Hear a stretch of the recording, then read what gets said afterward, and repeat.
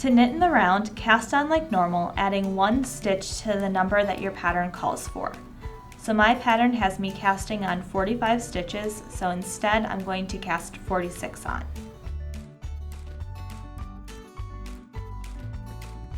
Once your stitches are cast on, take that 46th extra stitch and move it to your starting needle.